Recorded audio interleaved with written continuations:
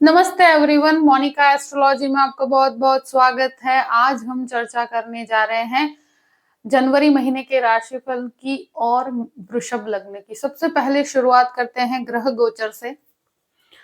गुरु 31 दिसंबर को मार्गी होने जा रहे हैं। शुक्र 18 जनवरी से धनु राशि में प्रवेश करेंगे।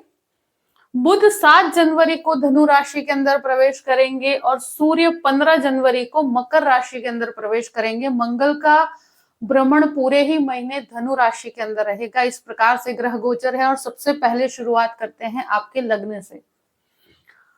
वृषभ लग्न और लग्न का स्वामी बनता है शुक्र, और शुक्र शुरू के 18 दिन तक आपके सप्तम भाव में रहेगा और बाद में वो आपके अष्टम भाव में चले जाएंगे। तो ये इस प्रकार से लग्नेश का सप्तम भाव में जाना एक बहुत इंपॉर्टेंट ट्रांजिट है कि जहां पर मुझे लगता है कि अगर वो बहुत इंपॉर्टेंट कोई कार्य है, आपका जो भी कार्य आप संपन्न करना चाहते हैं इस महीने, और जो कहते हैं ना कि एक लाइफ में पॉजिटिविटी होती है, कोई बड़े डिसीजंस अगर आप लेना चाहते हैं तो शुरू के 18 दिन में ये कार्य कीजिएगा। क्योंकि जब शुक्र की दृष्टि आपके लग्न के ऊपर पड़ती है और एक बहुत ही कहते हैं ना कि पॉजिटिविटी, एक एनर्जी लेवल कुछ अलग रहेगा आपका। 18 तारीख के बाद जो निर्णय लेने हैं वहां पर मुझे लगता है कॉम्प्रोमाइजिंग अप्रोच रहेगा। कोई भी बड़े निर्णयों के लिए शुरू के 18 दिन का समय मुझे लगता है एक बहुत ही पॉजिटिविटी लेकर है। उसके बाद आपके निर्णयों में वो पॉजिटिविटी नहीं रहेगी, क्योंकि मुझे लगता है अष्टम भाव का शुक्र व्यक्ति को असमंजस में डाल देता है। डिसीजन लिया जाए ना लिया जाए, इस प्रकार की परिस्थितियां रहेगी। द्वितीय भाव की बात करते हैं तो द्वितीय भाव का स्वामी बुध बनकर आपके अष्टम भाव में है। शुरू के एक तरह से 7 तारीख को ये भ्रमण करके आएंगे अष्टम भाव में और वो अपने ही घर को फिर से देखते हैं। तो ये एक ऐसी परिस्थिति है कि मुझे लगता है कि परिवार के अंदर जब भी बात की जाए तो इस महीने फैमिली क्लैशेस से आपको सबसे ज्यादा दूर रहना है, और स्पेशली 18 तारीख के बाद की जो अवस्था है कि जहां पर शुक्र भी इसमें इन्वॉल्व है, तो कोई भी फैमिली के कोई भी प्रकार के विवाद में आप 18 से 31 तक का समय ऐसा है कि जहां पर किसी भी क्लैश में पड़ने से आपको बचना चाहिए। आई थिंक अपनी वाणी को जितना प्रिसाइज रखेंगे उतना अच्छा रहेगा। वाणी को कहीं पर भी खराब मत कीजिएगा, कि मुझे लगता है कि ये एक ऐसी परिस्थिति है कि जहां पर कोई भी छोटी चीज को आप अगर समझाने की प्रक्रिया की तरफ जाते हैं तो वहां पर बड़ा क्लैश होता है। तो कोई भी ऐसा विवाद अगर खड़ा होता है वहां संयम से और शांति से डील कीजिएगा, तो परिस्थिति को आप संभाल पाएंगे। परिवार के माहौल को लेकर मुझे लगता है इस महीने थोड़ा सा आपको शांति बना के रखनी चाहिए। इन्वेस्टमेंट की बात की जाए तो जो भी इन्वेस्टमेंट होंगे मुझे लगता है इस महीने आप बहुत जल्दबाजी करने से बचिएगा। आप यहाँ पर किसी को भी उधार पैसे देते हैं तो इस प्रक्रिया से आपको दूर रहना चाहिए। तृतीय स्थान की बात करते हैं। तृतीय स्थान पर एक तरह से 15 तारीख के बाद सूर्य की दृष्टि रहेगी और मंगल की नीचस्थ दृष्टि है। तो ये भाई बहनों के साथ जो संबंध है वहां पर विवाद खड़ा होता है। स्पेशली परिवार की बात जब मैंने की, सेकंड हाउस की बात की जब, तो वो परिवार में माहौल के अंदर सबसे बड़ी चीज यही है कि छोटे भाई बहनों के साथ या चाइल्डहुड फ्रेंड्स के साथ, जो बहुत पुराने दोस्त होते हैं उनके साथ क्लैश होने की संभावनाएं हैं। कोई भी विचार मतभेद हो सकते हैं, तो वहां पर आप संयम बना के रखिएगा, क्योंकि मंगल कभी कभी संबंधों को खराब कर देता है। यहाँ मुझे लगता है ये तृतीय स्थान इनिशिएटिव का भी होता है। तो कोई भी प्रकार का इनिशिएटिव लेना है तो शुरू के 18 दिन का समय आपके लिए बेहतर है। उसके बाद इनिशिएटिव लेने से आपको बचना चाहिए। बहुत जल्दबाजी में कोई भी प्रकार का आप परिवर्तन लेकर आते हैं तो मुझे लगता है कि 18 तारीख के बाद वो कंफर्ट जोन नहीं मिलेगा। यानी कि आप अगर कहीं पर भी जॉब के परिवर्तन की बात की जाए तो देखिए, कोई भी परिवर्तन होगा तो वो इनिशियल लेवल पर वो कंफर्ट जोन आपका नहीं प्राप्त हो पाएगा। मतलब जिस प्रकार से आपको वो एनवायरमेंट चाहिए, तो वहां थोड़ा सा कॉम्प्रोमाइजिंग अप्रोच होगा, थोड़ा संघर्ष जुड़ के कार्य होगा। तो एक तरह से कहा जाए कि जहां पर अपनी बात को कम्युनिकेट करने की बात है तो शुरू के 18 दिन शुक्र का प्रबल आपको सपोर्ट है, तो आई थिंक वो आपके लिए बेहतर परिणाम लेकर आएंगे। उसके बाद आपको थोड़ा सा रुक जाए तो ज्यादा बेहतर है। चतुर्थ भाव की बात करते हैं। सूर्य अष्टम भाव में है 15 तारीख तक, और 15 तारीख के बाद वो आपके नवम भाव में भाग्य स्थान में जाएंगे। तो मुझे लगता है कि अगर कोई भी प्रॉपर्टी रिलेटेड मैटर है तो उसको 15 तारीख के बाद अगर कोई निर्णय लेते हैं, जैसे कोई आप घर खरीदना चाहते हैं या प्रॉपर्टी से रिलेटेड कोई भी डिसीजन को आपने रोक के रखा हुआ है या वो चीजें हो नहीं पा रही हैं, तो वहां पर मुझे लगता है कि आपको पॉजिटिव रिजल्ट्स 15 तारीख के बाद मिलेंगे। यानी कि 15 तारीख से 31 तारीख के बीच में अगर कोई भी प्रॉपर्टी लेना चाहते हैं, कोई भी प्रॉपर्टी बेचना चाहते हैं, तो वहां पर आपके लिए एक बहुत ही कंफर्ट जोन आपको प्राप्त होगा और एक बेटर डील आपको प्राप्त हो पाएगी।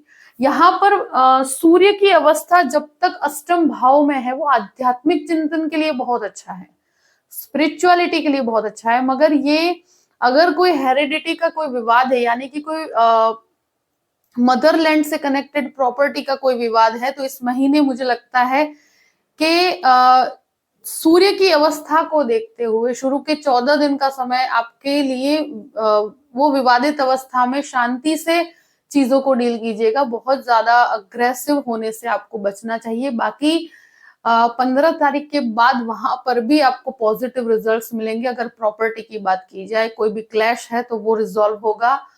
यहाँ पर बहुत अच्छी चीज ये है कि गुरु की जो दृष्टि आपके चतुर्थ भाव पे पड़ रही है, ये प्रॉपर्टी लेने और बेचने में बहुत अच्छा समय है 15 से 31 का।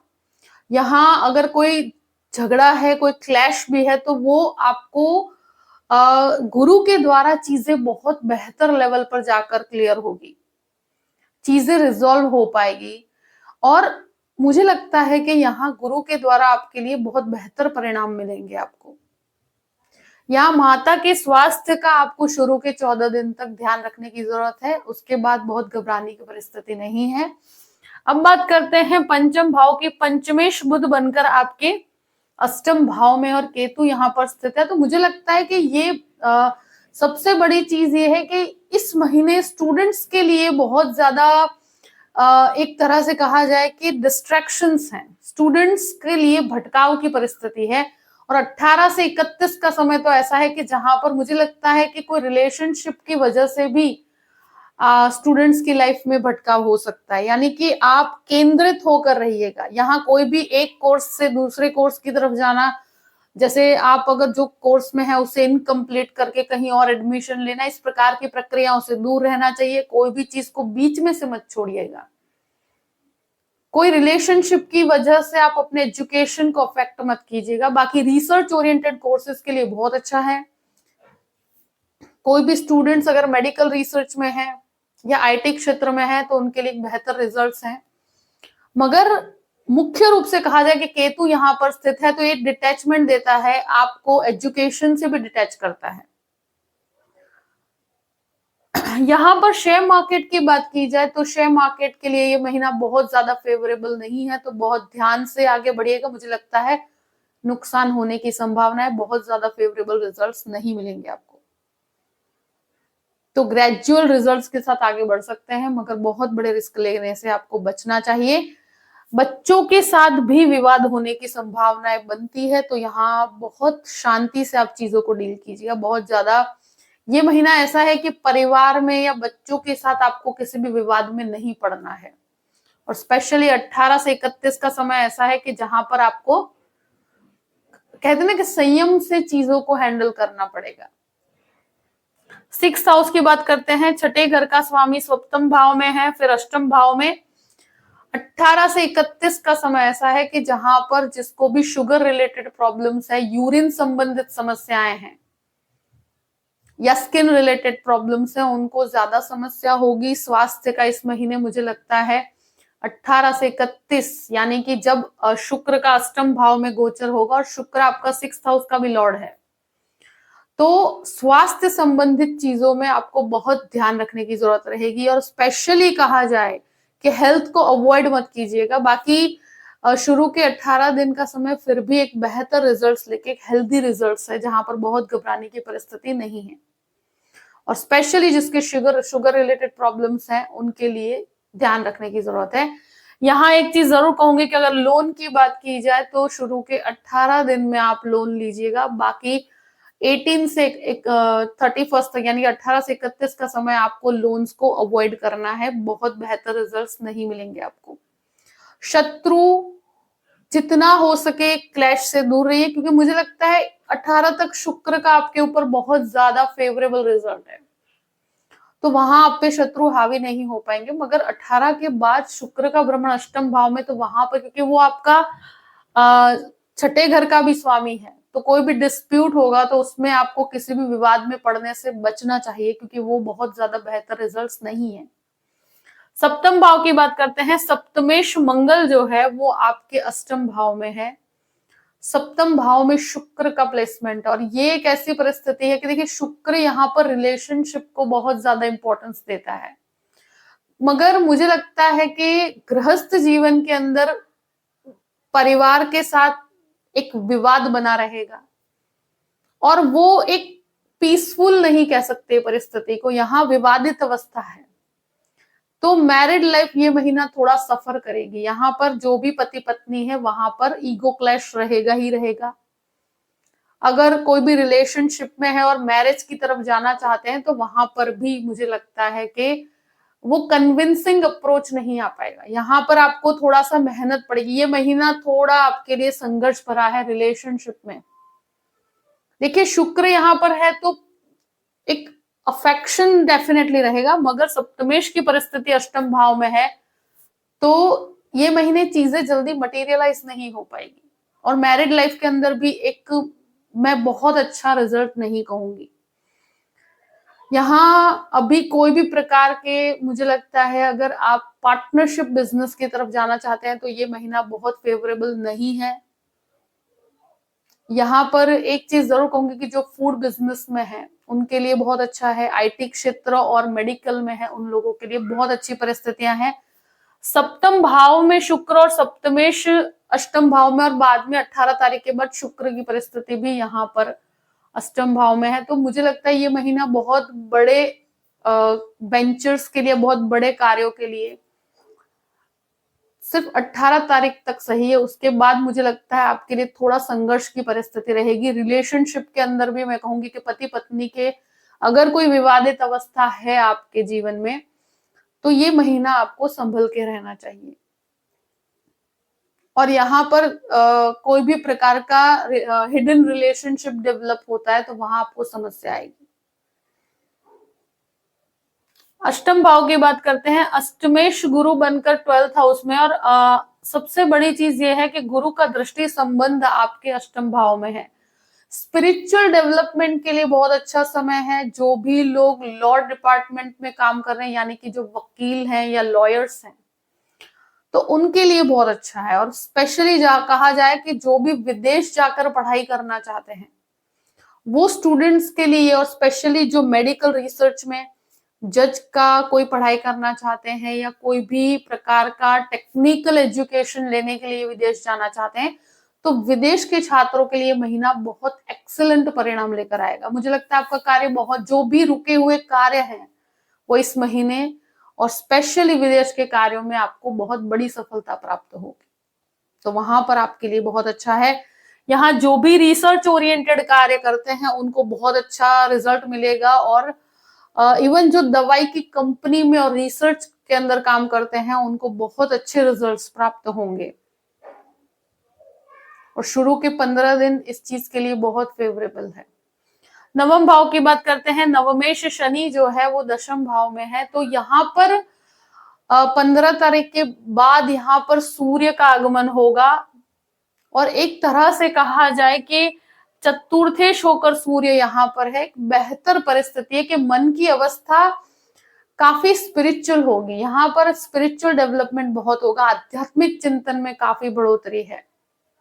तो 15 तारीख से लेकर एक तरह से कहा जाए कि सूर्य की नवम भाव के अंदर आना, ये कुछ स्पिरिचुअल कार्यों में, आध्यात्मिकता में बढ़ोतरी होगी, और साथ साथ में आपके द्वारा कुछ अच्छे कार्यों में भी आपका इंटरेस्ट बढ़ेगा, पुण्य के अंदर भी इंटरेस्ट बढ़ेगा। और यहाँ पर डेफिनेटली सूर्य भाग्य स्थान में है, स्पिरिचुअल मार्ग पे आपको शांति प्राप्त होगी। यहाँ पर एक चीज जरूर कहूंगी, पिता के साथ कोई भी विवाद भी अगर है तो ये एक सिर्फ विचार मतभेद होंगे, आपके पॉइंट ऑफ व्यूज डिफरेंट होंगे, मगर उनसे आपको काफी लाभ प्राप्त होगा।